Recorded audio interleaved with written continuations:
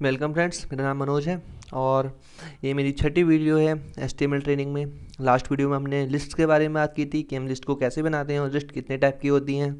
और इस वीडियो में हम बात करेंगे HTML टेबल्स के बारे में। HTML टेबल्स को हम कैसे बनाते हैं एक वेब पेज में। तो आइए देखते हैं। मैं अपने टेक्स्ट एडिटर पर आता हूँ और बॉडी सेक्शन में आकर मैं सबसे पहले एक टेबल टैग ले देता हूँ। टेबल टैग लिया मैंने और टेबल टैग यहाँ ऑटोमेटिकली क्लोज हो गया है। मैं टेबल के लिए एक बॉर्डर देता हूँ। Border equal to 3 pixels. Okay, ये मेरी टेबल का बॉर्डर तैयार हो गया है। मैं इस पेज को सेव करता हूँ, कंट्रोल एस करके सेव कर लेता हूँ, या फिर आप कंट्रोल एस करके सेव कर सकते हैं, या फिर फाइल में जाकर सेव पर क्लिक करके सेव कर सकते हैं। वापस आता हूँ अपने ब्राउज़र पर, पेज को रिफ्रेश करता हूँ। यहाँ आप देख सकते हैं हेयर कि एक स्क्वायर सा बन के आ गया है। एक्चुअली ये टेबल का बॉर्डर है। ओके, तो मैं इसको मिनिमाइज़ करता हूँ। मैं यहाँ टेबल की अपनी हाइट और विड्थ भी सेट कर सकता हूँ। तो आइए देखते हैं कैसे। मैं यहाँ लिखता हूँ height equal to 300 pixels and width दे देता हूँ। विड्थ दे देता हूँ इसका मैं 250 पिक्सल्स। कंट्रोल से सेव करता हूँ, वापस अपने ब्राउज़र पर आकर रिफ्रेश करता हूँ। तो अब आप देख सकते हैं इस थोड़ा बड़ा हो गया है ये।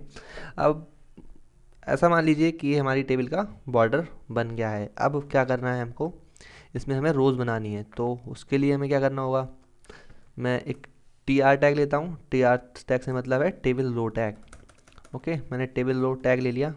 अब एक रो मेरी टेबल में बन गई होगी, दिखाता हूँ आपको। कंट्रोल एस के सेव किया, वापस ब्राउज़र पर आया, रिफ्रेश किया तो एक रो आपको यहाँ शो नहीं हो रही है, बट इस तरह से मैं पेंट ओपन करके दिखाता हूँ आपको। ये हमारा ये हमारा टेबल का बॉर्डर है। तो एक TR टैग लेने से हमारी एक रो बन गई है इस टाइप से। ये एक्चुअल कंडीशन है इस हमारे वेब पेज की, बट आपको यहाँ एक रो शो नहीं कर रहा है। तो जब रो बन गई है तो हमारे लिए नेक्स्ट काम क्या बचता है कि हम इसके अंदर कॉलम्स को बनाएं। से एक कॉलम बनाना है, 2 बनाने हैं, 3, आप पर डिपेंड करता है आप जितने भी कॉलम उसको बनाना चाहते हैं। ठीक है, तो मैं कॉलम्स बनाता हूँ।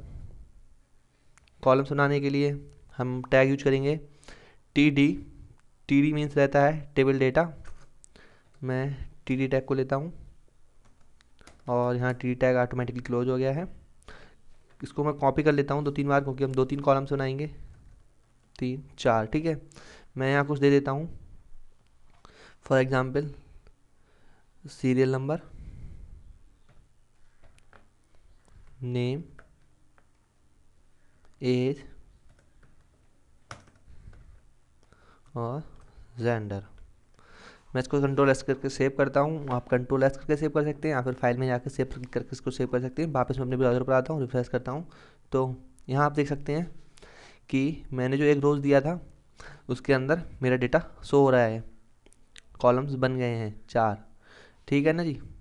अब एक्चुअली ये इतना बड़ा शो इसीलिए हो रहा है क्योंकि हमने इस टेबल की विड्थ और हाइट सेट की हुई है। तो ये पूरे, अगर हमने एक रो बनाई है तो पूरे में ही एक रो शो होगी।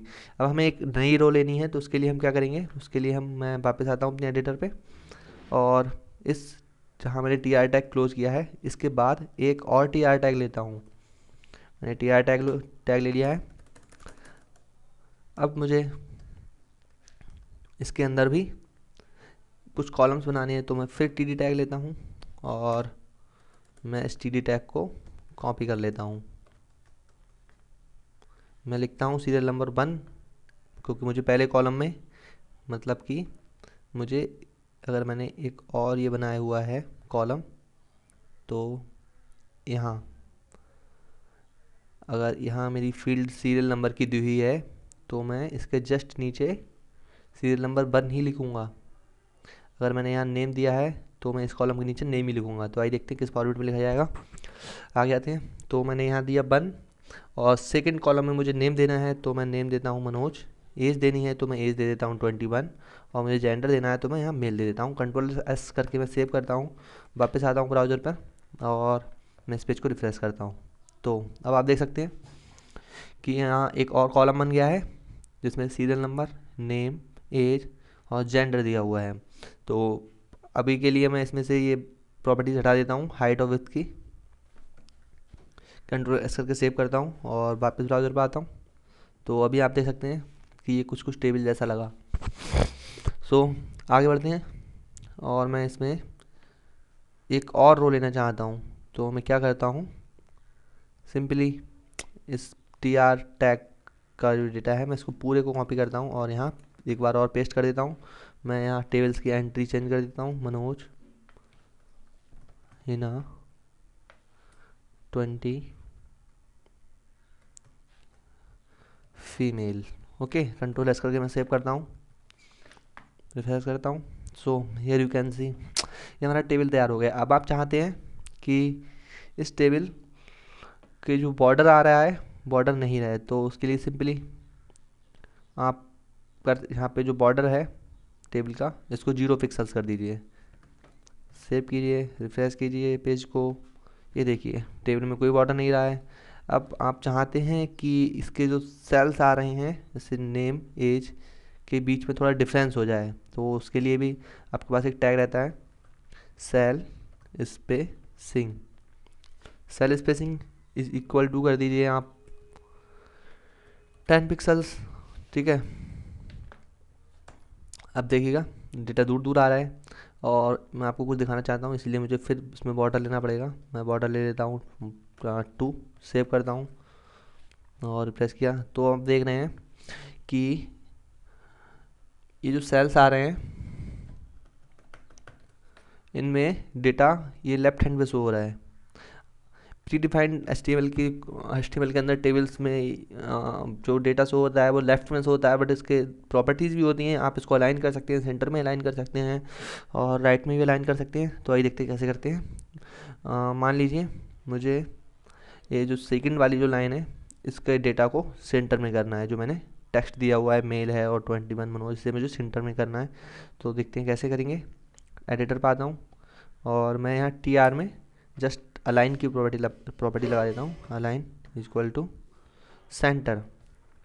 सेव करता हूँ, वापस आता हूँ ब्राउज़र पर, रिफ्रेश करता हूँ तो आप देख सकते हैं कि सेंटर में आ गया है। तो आज के इस ट्यूटोरियल में इतना ही। अगर आपको कोई प्रॉब्लम आ रही है तो आप मुझे नीचे कमेंट्स कर सकते हैं और अगर आपको वीडियो पसंद आया है तो लाइक कीजिए, अपने फ्रेंड्स के साथ शेयर कीजिए और हमारे चैनल को सब्सक्राइब करना मत भूलिएगा। थैंक यू, मिलते हैं नेक्स्ट पार्ट में।